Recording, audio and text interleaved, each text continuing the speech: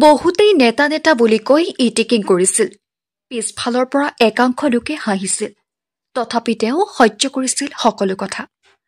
কাৰো কথাত মন নকৰাকৈ কৰি গৈছিল নিজৰ কাম।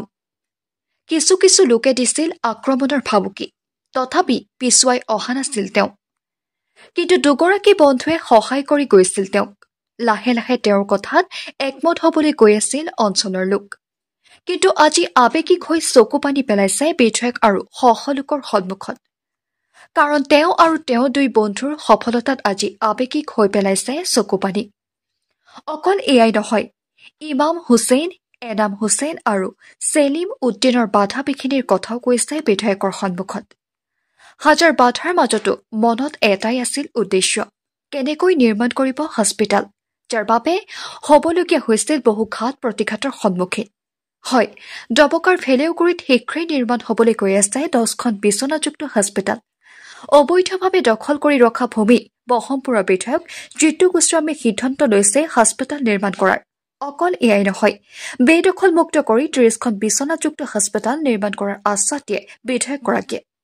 তিনি বন্ধুৰ নেতৃত্বত নিৰ্মাণ হ'বলৈ গৈ থকা হস্পিটেলখনৰ বিষয়ে বহু কথা ক'লে নিৰ্মাণৰ কাৰণে বহমপুৰ সমষ্টিৰ মাননীয় বিধায়ক জিতু গোস্বামী ডাঙৰীয়া আজি লাইভ ফটো পঠিয়াইছে।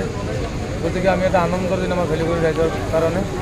আৰু যিহেতু ভেলুগুৰি উপস্বাস্থ্য কেন্দ্ৰৰ মাটিখিনি বেদখল হৈ আছে, গতিকে তেখেতে এইখিনিও কৈছে এসপ্তাহৰ ভিতৰত তেখেতে এইখিনি মুকলি কৰাই দিব। কিন্তু চাৰ্কল বাইদেউৰ লগত ডিচিৰ লগত আলোচনা কৰে। মিটিঙৰ মাজতে আপুনি কৈছে বিভিন্নজনে আপোনাক ভয় ভাবুকি হয়, সেইটো হয়। আহমদ আলী নামৰ যিজন ব্যক্তি মাটি বেদখল কৰি ৰাখিছে, বিল্ডিং বনাইছে, তেখেতে মোক বিভিন্ন ধৰণৰ ভয় ভাবুকি দিছে। কিন্তু মই এইবিলাক ভয় হোৱা নাই। গতিকে ৰাইজে মোৰ লগত আছে, ৰাইজে থাকিবলৈ মোক আগুৱাই দিছে।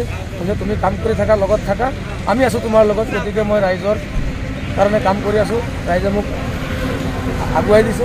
গতিকে মই এজন আহমদ আলী নহয় আৰু কিমান আহমদ আলী মোক ভয় ভাবুকি দেখুৱাই মই এইবিলাক ভয় নকৰোঁ, ভয় নাখাওঁ। মই এনেকুৱা আগবাঢ়ি কাম কৰিম। ভেলুগুৰি হস্পিটেলৰ ভেলুগুৰি স্বাস্থ্য উপকেন্দ্ৰটো আজি শিলান্যাস কৰা হ'ল আৰু বহুত পুৰণা স্বাস্থ্য উপকেন্দ্ৰ এইটো।